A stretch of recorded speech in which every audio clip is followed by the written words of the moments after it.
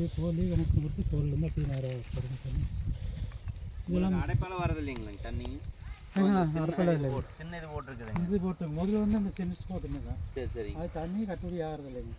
அப்புறம் அதை பிடிங்கி வச்சு போட்டு சரி இது போட்டு விட்டுருங்க. இது போட்ட பிறகு தண்ணி நல்லா நல்லா போகுது.